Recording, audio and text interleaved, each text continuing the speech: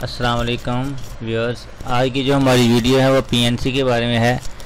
जैसा कि आपको मालूम है कि पिछली वीडियो में मैंने बताया था कि आपने पीएनसी में ऑनलाइन रजिस्ट्रेशन किस तरह करवानी है, तो उसके बाद आपने ऑनलाइन अप्लाई किस तरह करना है।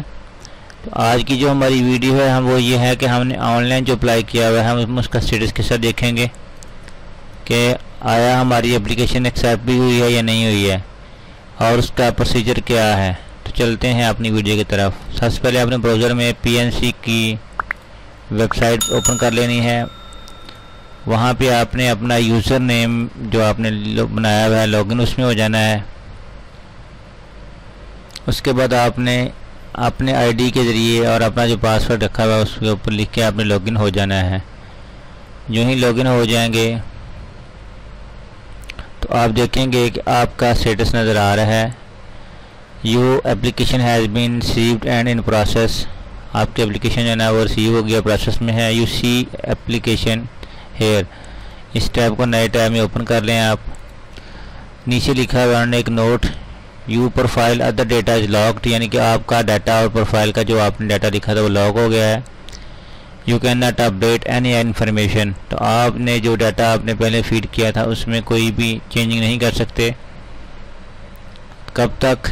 Unless PNC has verified your data, तो जब तक आपका डाटा वेरीफाइड नहीं हो जाता आप उसको चेंज नहीं कर सकते क्योंकि वो लॉक हो चुका है। एंड अप्रूव्ड योर एप्लीकेशन, तो आपकी एप्लीकेशन जब अप्रूव्ड होगी उसके बाद आप उसको चेंज कर सकते हैं।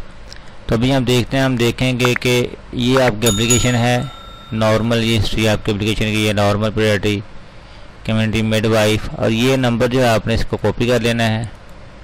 इसको आपने ऑनलाइन सर्विस में जाना है और यहाँ पे चेक एप्लीकेशन स्टेटस पे क्लिक कर देना है।